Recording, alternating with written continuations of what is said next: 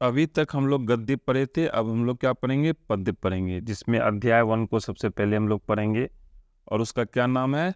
राम नाम बिनु बिरथे जगी जन्मा। इसको हम लोग पढ़ेंगे। ये गुरु नानक जी का फोटो है। ये सभी के आराध्य हैं, हमारे लिए भी पूज्य हैं। सिर्फ 7 लाइन और सारा ऑब्जेक्टिव क्वेश्चन क्या हो जाएगा? खत्म हो जाएगा। ऑब्जेक्टिव क्वेश्चन को मुख्य रूप से हम देखेंगे और asanbihar.co.in पे जा करके हम लोग टेस्ट को देंगे। तो ये 7 लाइन क्या है, इसको अब हम लोग देखते हैं। तो क्या है? निर्गुण भक्ति धारा के कवि, असादी वार रही रास के रचयिता, और लास्ट में क्या है? प्राणी को मुक्ति नहीं मिलती है। वीडियो को पॉज करो और इसको अपनी कॉपी पे लिख लो। तो चलो हम लोग अब एक एक लाइन को आराम से देखते हैं क्या है। तो पहला है, निर्गुण भक्ति धारा के कवि, आसादी वार रही रास के रचयिता, सिख धर्म के प्रवर्तक गुरु नानक का जन्म 1469 में तालाबंदी लाहौर पाकिस्तान में हुआ था।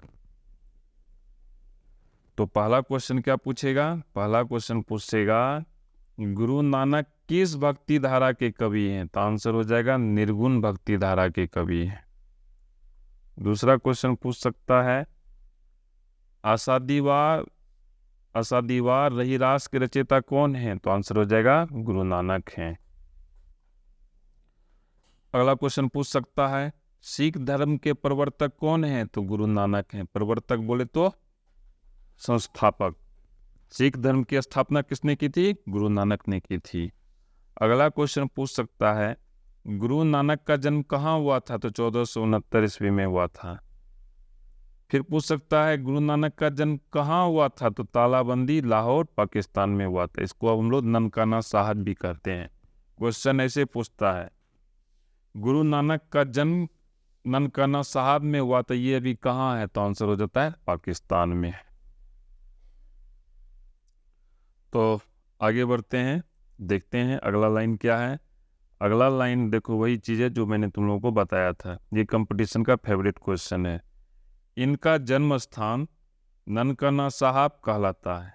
यानी गुरु नानक का जो जन्म स्थान है उसको हम लोग क्या कहते हैं? ननकाना साहब कहते हैं। इनके पिता कालू चंद खत्री, माँ तृप्ता और पत्नी सुलक्षणी है। तो देखो इसमें कैसे क्वेश्चन तुमसे पूछेगा। पहला क्वेश्चन पूछेगा, ननकाना साहब कहाँ है? तो पाकिस्तान में। किनका जन्म स्थान ननकाना साहब है? तो आंसर हो जाएगा गुरु नानक जी का। गुरु नानक के पिता का क्या नाम था? तो कालूचंद खत्री। गुरु नानक की माँ का क्या नाम था? तो तृप्ता। गुरु नानक की पत्नी का क्या नाम था? तो सुलक्षणी। ये सब क्वेश्चन तुमसे पूछेगा, जिसको कि हम लोग को जवाब देना है। हम लोग को नहीं, तुमको, क्योंकि परीक्षा तुम्हें देनी है, याद तुम्हें रखना है। अगला क्वेश्चन है, सिखों के 5वें गुरु, सिखों में 10 गुरु हैं। अर्जुन देव, यहाँ लिखने में मिस हो गया, अर्जन देव लिखा गया, अर्जुन देव ने इनकी रचनाओं का संग्रह 1604 में गुरु ग्रंथ साहिब के नाम से किया। तो देखो क्वेश्चन पूछता है, अर्जुन देव कितवें गुरु थे सिखों के? तो आंसर हो जाएगा 5वें गुरु थे। अर्जुन ऐसे याद कैसे रखेंगे? अर्जुन क्या था? पांडव था। पांडव बोले तो 5, पांडव बोले तो 5, ऐसे याद रखना। इनकी रचनाओं का संग्रह कब? 1604 में। अकबर की मृत्यु हुई थी 1605 में। ठीक है। अब है कि किस नाम से किया था? क्वेश्चन पूछेगा, 5वें गुरु अर्जुन देव ने गुरु नानक की रचनाओं का संग्रह किस नाम से किया था? तो आंसर हो जाएगा गुरु ग्रंथ साहिब। एक और क्वेश्चन पूछता है, सिखों का पवित्र ग्रंथ कौन है? तो आंसर हो जाएगा गुरु ग्रंथ साहिब। आगे बढ़ते हैं, क्या है क्वेश्चन।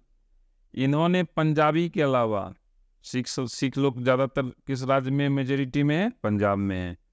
हिंदी, हिंदी किस रूप में? हिंदी ब्रज भाषा प्लस खड़ी बोली में भी कविताएं की। पंजाबी में ही नहीं, हिंदी में भी। और हिंदी का कैसा? ब्रज भाषा प्लस खड़ी बोली। वे कहते हैं, हम लोग जो रचना पढ़ते हैं उसमें वो कहते हैं, राम नाम बिनु बिरथे जगी जन्मा। राम नाम बिना जो जन्म है वो व्यर्थ है। राम नाम बिना जन्म क्या है? व्यर्थ है, यही ये कहते हैं। तो क्वेश्चन क्या पूछेगा? गुरु नानक ने पंजाबी के अलावा और किन भाषा में अपनी रचना की है? तो आंसर हो जाएगा हिंदी में। फिर पूछेगा हिंदी में किस तरह की? तो ब्रज भाषा प्लस खड़ी बोली। अगला क्वेश्चन पूछेगा राम नाम बिनु बिरथे जगी जन्मा के लेखक कौन है? किस कविता की पंक्ति, कविता से ये पंक्ति ली गई है, उसके लेखक कौन है? तो आंसर हो जाएगा गुरु नानक। आगे बढ़ते हैं, देखते हैं क्या है। उनका कहना है, किनका कहना है? गुरु नानक का कहना है। राम नाम बिना वाणी विष के समान हो जाती है। अगर मुंह में राम का नाम नहीं हो तो जो हमारी वाणी है वो क्या है? विष के समान है। और गुरु ज्ञान के बिना प्राणी को मुक्ति नहीं मिलती है। अगर हमें गुरु से ज्ञान नहीं मिले तो हमें मुक्ति नहीं मिलेगी। तो देखो क्वेश्चन कैसे पूछता है। क्वेश्चन पूछेगा किसके बिना वाणी विष के समान हो जाती है? तो आंसर हो जाएगा राम नाम के बिना। दूसरा क्वेश्चन पूछेगा गुरु ज्ञान के बिना क्या नहीं मिलती है? तो प्राणी को मुक्ति नहीं मिलती है। यही क्वेश्चन पूछेगा। अब हम लोग टेस्ट देंगे। कहाँ देंगे? asanbiharboard.co.in पे जा करके टेस्ट देंगे। लैपटॉप पे ऐसा दिखेगा, मोबाइल पे ऐसा दिखेगा, ठीक है। इसके बाद हम लोग दीर्घ उत्तरीय प्रश्न और लघु उत्तरीय प्रश्न को भी सॉल्व करेंगे। तो चलो अब हम लोग ऑब्जेक्टिव क्वेश्चन को देखते हैं।